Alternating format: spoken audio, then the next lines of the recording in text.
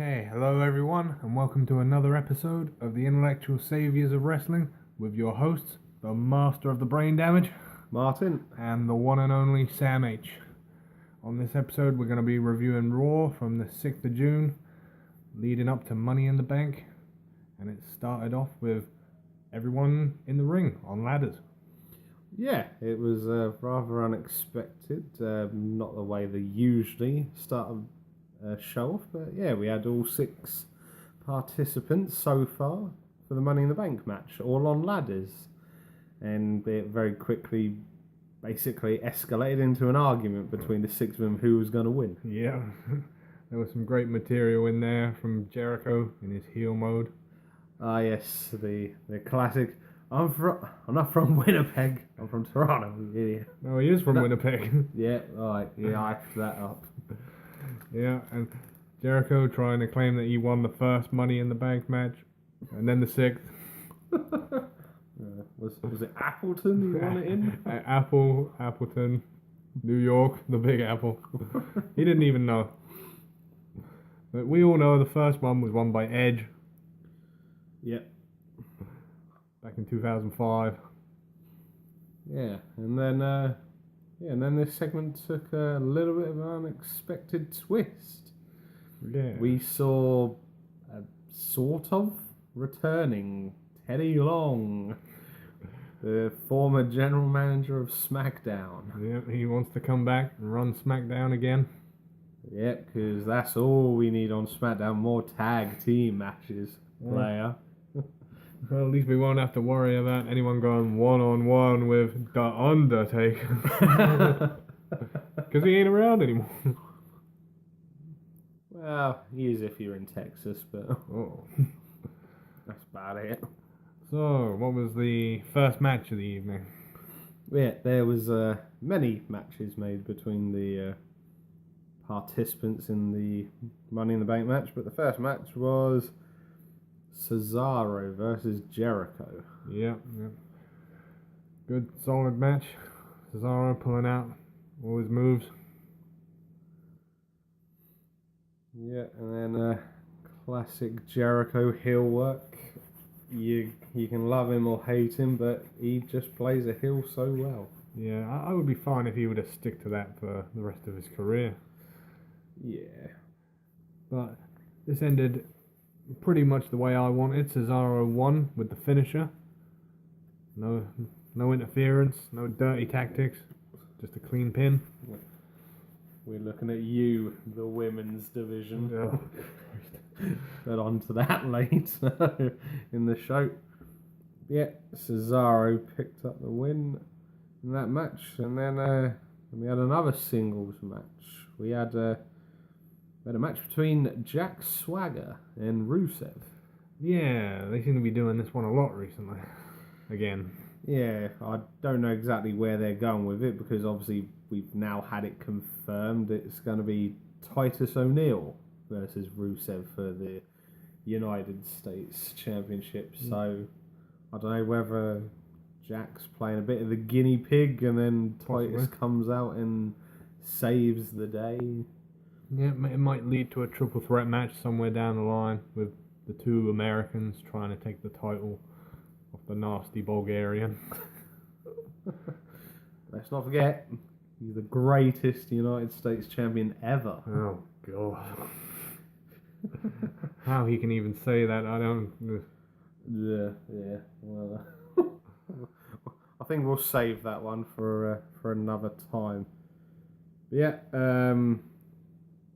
Rusev won this one though via countout. Yeah, it was a strange decision. I guess they've probably jobbed Swagger out enough times that they thought, oh, well, we're going to have him lose, but not have him beaten this time. And yeah. Titus O'Neil came and made the save. Again. It's almost as if they're trying to get Jack Swagger to play the damsel in distress. We the people. But yeah, solid match. From what I can remember, it didn't particularly go on for an awful long time. No.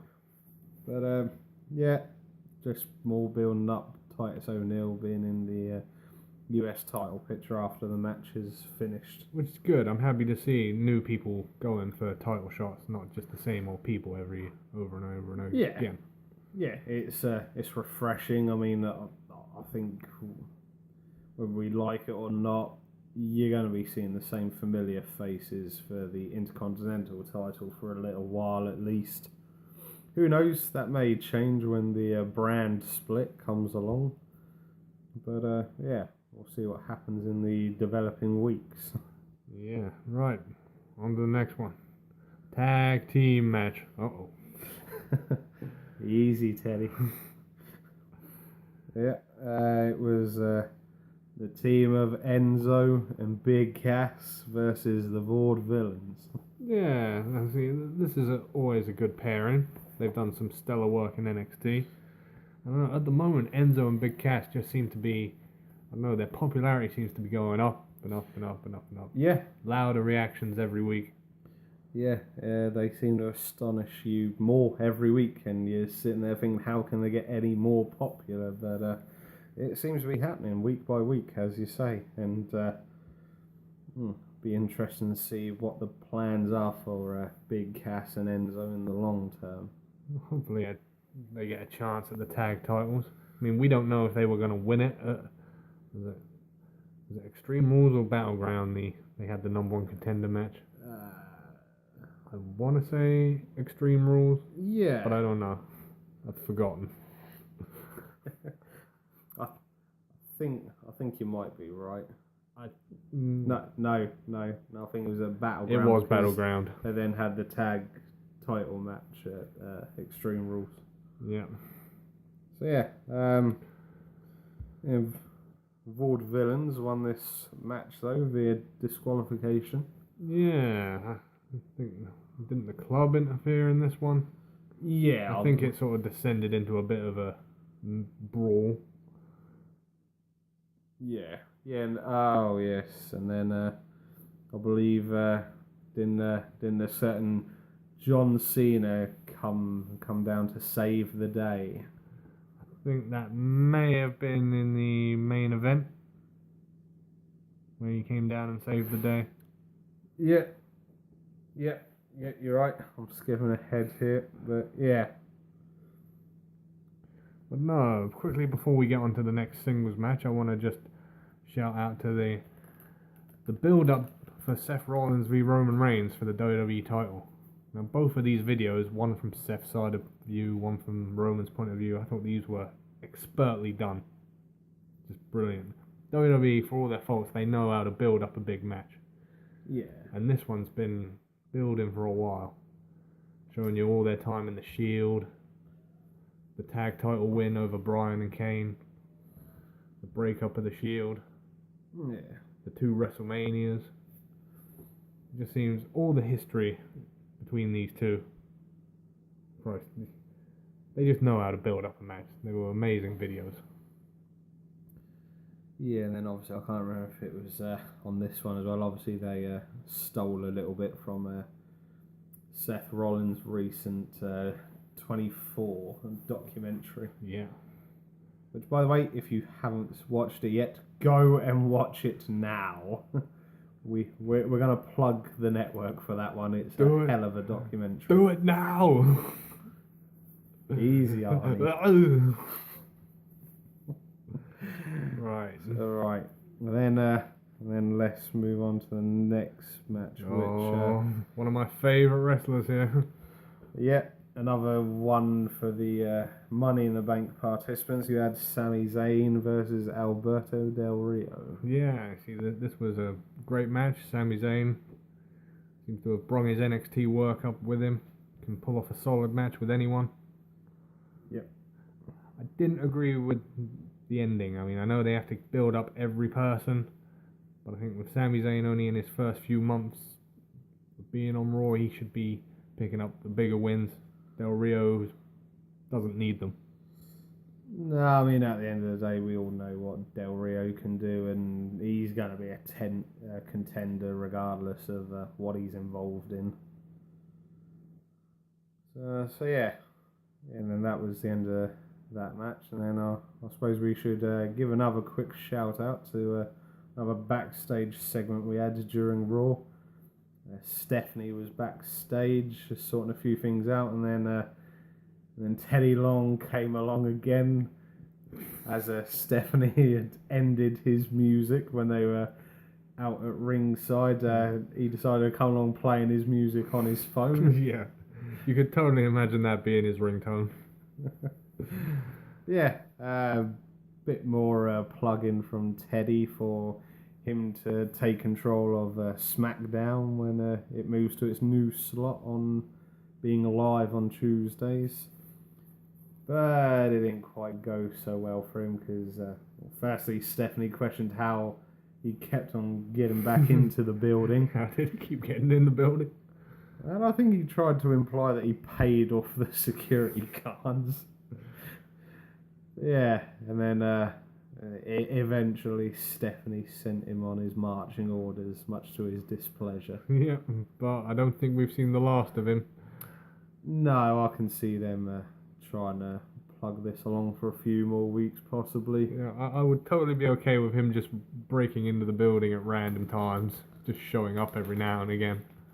Yeah. And being chased off by security. But to be fair, it's just like when we had the Ron Simmons damn segment. Yeah. So. You knew they were coming, but they didn't disappoint when they did. No. So maybe that's a little comical angle they could go with for the coming weeks. Right, on to the next one.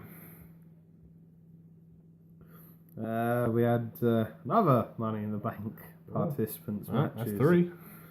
We had Dean Ambrose versus Kevin Owens. Yeah, these two, it's another new rivalry building. It's been going on for a while. They did a backstage thing where they referenced some of their previous matches. The title match at TLC, the Last Man Standing match at Royal Rumble. Yeah. I mean, with these guys' reputations, we all know what they can do in the ring, and they never cease to disappoint. It was a good, solid match, as you would come to expect from these guys. Yeah. And Dean Ambrose picked up the win with Dirty Deeds. Yeah. Another clean ending, another clean win. Yeah, I mean, it's sort of got to a point now where you just expect Kevin Owens to just keep on unexpectedly picking these wins out of the bag. But this time they decided to let the good guy win this one. Oh, I'm sure Kevin Owens will have plenty more wins in his future. Yeah, without a doubt. We can all see him being a main eventer down the line. Yeah. I do, however, feel there's quite a list building for a top heel in the company. It could be an interesting few years. Yeah, Christ, don't they need them? Like we've mentioned, top heels are a dying breed, and we always enjoy them when they do crop up. Yeah. So, on to the next one. Oh boy. Right, well, let's get this one out of the way. We had a singles match this time round. Not the usual tag team match that we expect with these two individuals. We had R-Truth accompanied to the ring by Goldust. Gold Dizzle. Sheesh. And then we had Tyler Breeze accompanied by Fandango. Now, you see, I'm not sure what the long-term plan with this is, but it's still going nowhere. Yeah, I mean, I believe it was yet another almost comical interference / mistake. And yeah. And it ended with all 4 people in the ring fighting again. Yeah. We know it's building to another tag team match where probably the Golden Truth will get their first win as soon as they've got their chakras in order. But yeah, I don't know about you, but I think that's about all I can be bothered to spend time on with them 4 concerned. I don't know where it's going. So. Yeah, until they start building up some credibility with this rivalry and the silliness, yeah, we're done with that. Yeah. Right. The main event. Yeah, we had a handicap match. Yeah, originally this was supposed to be a 6-man tag team match, but it started in a brawl, and Xavier Woods took a mean Styles clash on the floor, and then it turned into a handicap match for the rest of the night. Yeah, so we had the remaining 2 members of the New Day, Big E and Kofi, against the Club. Yeah. Now, unfortunately for us, the fans, and the New Day, it wasn't a good day. No, like the previous week, this match was fast and furious, and it went everywhere, but it ended with Kofi eating a phenomenal forearm, and the Club picked up the win. And of course, obviously, you couldn't just have the teams that need the momentum picking it up. You had to have John Cena coming out, sticking his nose in. Yeah, well, I suppose if you think about it, is building up the rivalry with AJ at the same time, although I don't know about you, but I feel they're not doing it too well. It seems to be too much focused on the Club, and sort of they'll beat a team or someone up, and then John Cena will come in with the save. I've got to be honest, I don't like how they're building up this match for Money in the Bank between Cena and AJ Styles. See, what confuses me about it is, I'm not sure, maybe it's just me, but I don't understand why the hype between these two.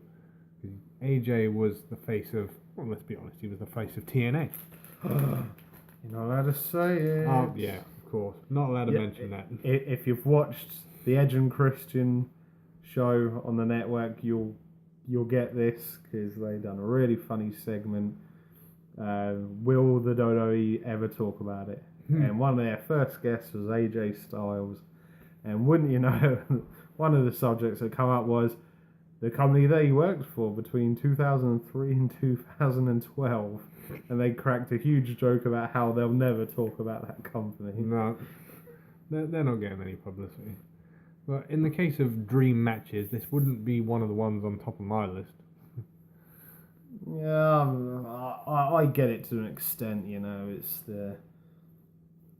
the top guy from the most recent golden era of WWE, whether we like it or not. Unfortunately, those are the facts. And then, yeah, as you say, against top guy for TNA in the last 10 years. Oh yeah, and one thing I want to mention quickly, AJ Styles, his promo on John Cena, where, well, it's a word we don't normally hear on screen. He accused him of burying people. Get the shovels out. Yeah. 'Cause guys like you bury guys like me. Yeah, I'm surprised the WWE management okayed that. I mean, us as the fans, we've known it for years, but WWE management don't tend to sort of acknowledge it or like it. No, they don't. And when he said that, I was like, wow. He said what we were all thinking. Because he's done that numerous times. You look at Barrett, Sandow, Riley, Yeah. Wyatt. Yep. Everyone who's been in a rivalry with Cena comes out looking worse for wear. Ooh. Quickly, you bringing up Wyatt. I know we're slightly going off subject of Raw, but I saw the other day Bray's been cleared to compete. Oh, thank God. So hopefully we're going to be seeing him back pretty soon on television. Can't wait for that. Wyatt is one of my favourite wrestlers at the moment. I think he's been underused for the last couple of years. Not to mention the horrible berries he's had at the past few WrestleManias. 3 WrestleManias. We've gone from having a guy who could potentially have a new streak. Yep, he could. At one point, he could have very well taken over as the new the new Undertaker for the new era. And now he's gone for what? Being the manager of a guy who lost the quickest WrestleMania match ever. Yeah. Ugh, how annoyed I was at that. But yeah, so Raw ended with the good guys on top, the bad guys scurrying away. Yep. And that was Raw for this week.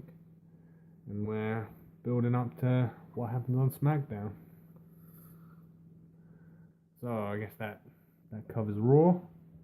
From your hosts, the Master of the Brain Damage, I've been Martin. and the one and only Sam H. We'll see you on the next one. Peace out.